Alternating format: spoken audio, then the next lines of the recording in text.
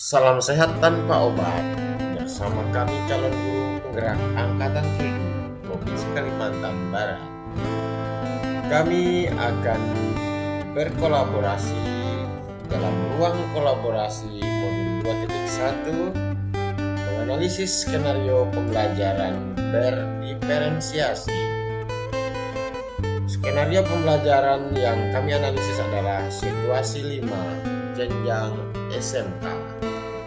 Alexander Chandra bersama Ibu Lasmida Lastari didampingi oleh fasilitator Bapak Muhammad Anwaruddin, pengajar praktik Kabupaten Landak Bapak Adrianus Theodorus, dan pengajar praktik Kota Pontianak Ibu Mas Pupah Umupori. Tujuan kolaborasi ini adalah agar calon guru penggerak dapat melakukan refleksi kolaboratif untuk menganalisis implementasi pembelajaran berdiferensiasi.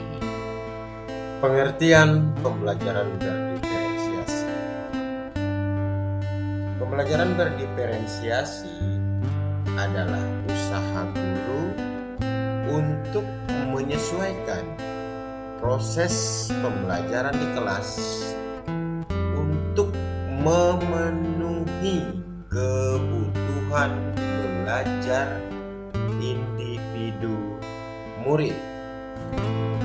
Menurut Tomlinson tahun 1999, dalam kelas yang mengimplementasikan pembelajaran berdiferensiasi, seorang guru melakukan upaya yang konsisten untuk merespon kebutuhan belajar murid. Berikut skenario pembelajaran berdiferensiasi jenjang SMK yang akan kami analisis. Pak Ceta adalah seorang guru mata pelajaran teknologi perkantoran di sebuah SMK. Ia rencananya akan melakukan sebuah pembelajaran tentang transaksi online untuk murid kelas 10 jurusan otomatisasi dan tata kelola perkantoran. Saat merencanakan pembelajaran, tentunya Pak Ceta membuat tujuan dari pembelajaran yang akan dilakukan. Tujuan pembelajarannya adalah murid-murid dapat memahami ruang lingkup transaksi online dengan cermat dan kritis. Adapun ruang lingkup transaksi online ini akan terdiri dari materi mengenai pengertian-pengertian transaksi online, manfaat transaksi online, dan jenis-jenis transaksi online. Sehubungan dengan pandemi saat ini, pembelajaran pun terpaksa harus dilakukan secara daring. Pak Ceta memutuskan untuk membuat sesi melalui Google Meet dan juga dilanjutkan dengan sesi Wagrup kelas. Ia membuat skenario pembelajaran sebagai berikut. 1. Pak Ceta akan membuat sesi daring melalui Google Meet dengan murid-muridnya di satu kelas. Setelah melakukan pembukaan dengan berdoa dan bertanya tentang perasaan murid, Pak Ceta lalu menjelaskan tujuan pembelajaran apa yang ingin dicapai pada sesi pembelajaran tersebut. Pada proses pembelajaran kali ini, Pak Ceta menggunakan discovery learning di mana nantinya murid-murid akan menggali informasi sebanyak-banyaknya secara mandiri, lalu dilanjutkan dengan sesi penguatan dan menarik benang merah dari informasi yang diperoleh secara bersama-sama. 2. Pak Ceta lalu menjelaskan tahap pembelajaran yang akan dilakukan oleh murid-muridnya melalui slide presentasi yang informatif. Terdapat bagian timeline pengerjaan tugas, penjelasan dan gambarannya. 3. Di akhir pertemuan daring, Pak Ceta memberikan waktu untuk muridnya mengajukan pertanyaan jika ada hal-hal yang kurang dimengerti.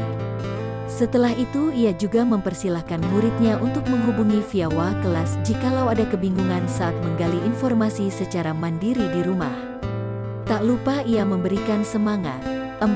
Untuk memudahkan murid-murid, Pak Ceta pun membagikan slide presentasinya ke dalam WA kelas. Tak lupa Pak Ceta pun memantau proses pekerjaan mandiri murid melalui pertanyaan singkat di grup WA dan mengingatkan para murid ketika menggali informasi tak lupa mencatat sumber informasinya. 5. Saat proses memantau ini, Pak Ceta juga melakukan asesmen informal. Ketika kemudian ia menemukan beberapa murid-muridnya ternyata masih ada miskonsepsi dan perlu bantuan, maka Pak Ceta kemudian menghubungi murid-muridnya tersebut untuk meminta mereka bertemu dengan Pak Ceta dalam sebuah kelompok kecil secara daring. Di dalam pertemuan kelompok kecil tambahan ini, Pak Ceta memberikan petunjuk ulang atau bantuan pertanyaan-pertanyaan untuk membantu murid mendapatkan pemahaman yang lebih baik. 6.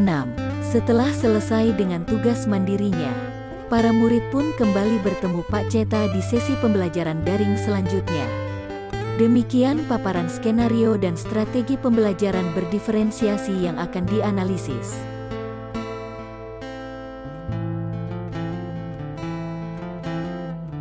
1. Apakah kebutuhan belajar murid yang berusaha dipenuhi oleh Pak CK? Jawabannya adalah, kebutuhan belajar yang murid yang berusaha dipenuhi oleh Pak CK adalah yang pertama kesiapan belajar. Pak CK merencanakan pembelajaran untuk mencapai tujuan dari pembelajaran yang akan dilakukan. Yang kedua, minat murid. Ditandai dengan langkah Pak CK meminta murid-murid menggali informasi sebanyak-banyaknya secara mandiri tentang transaksi online. Murid-murid dibebaskan untuk membuat rangkuman dari informasi yang didapatkan dalam ragam bentuk, poster, PPT, not, mind map, del, agar lebih mudah dan dirasa dapat menggambarkan pemahaman mereka. Dan yang ketiga, profil belajar murid, di mana Pak Ceta pun memantau proses pekerjaan mandiri murid melalui pertanyaan singkat di grup WA dan melakukan asesmen informal. Ketika kemudian ia menemukan beberapa murid-muridnya ternyata masih ada miskonsepsi dan perlu bantuan. Bagaimana cara Pak CK menentukan kebutuhan belajar muridnya? Jawabannya adalah, saat merencanakan pembelajaran, Pak CK sudah mengetahui tujuan pembelajaran setelah melakukan pembukaan dengan berdoa. Pak CK bertanya tentang perasaan murid-murid dibebaskan untuk membuat rangkuman dari informasi yang didapatkan dalam ragam bentuk. Strategi pembelajaran berdiferensiasi apa yang digunakan Pak Ceta? Jawabannya adalah, diferensiasi konten ditandai dengan Pak Ceta berusaha menjelaskan melalui skenario pembelajarannya apa yang akan diajarkan kepada murid, materi ajar, tujuan, manfaat, langkah-langkah pembelajaran, diferensiasi proses. Ditandai dengan Pak Ceta menjelaskan tahap pembelajaran yang akan dilakukan oleh murid-muridnya melalui slide presentasi yang informatif serta menjelaskan ruang lingkup transaksi online dan tujuan pembelajaran. Pak Ceta memberikan waktu untuk muridnya mengajukan pertanyaan jika ada hal-hal yang kurang dimengerti. Diferensiasi produk ditandai dengan Pak Ceta meminta murid secara kelompok dan atau mandiri menampilkan hasil kerja berupa produk dalam bentuk poster, PPT, mind map. Bagaimana Pak Ceta melakukan penilaian? Jawabannya adalah, Pak Ceta memberikan kesempatan kepada murid untuk menilai secara mandiri atau menilai diri yang terlihat, terbukti dengan cara Pak Ceta memberikan rubrik penilaian terlebih dahulu agar murid lebih mengoptimalkan apa yang telah dipelajari dalam pembuatan produk.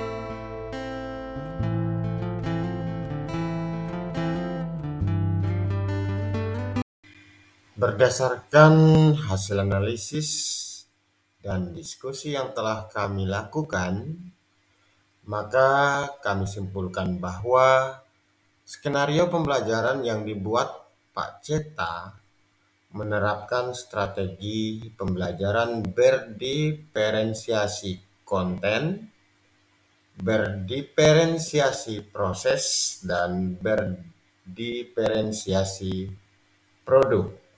Sekian hasil diskusi kami.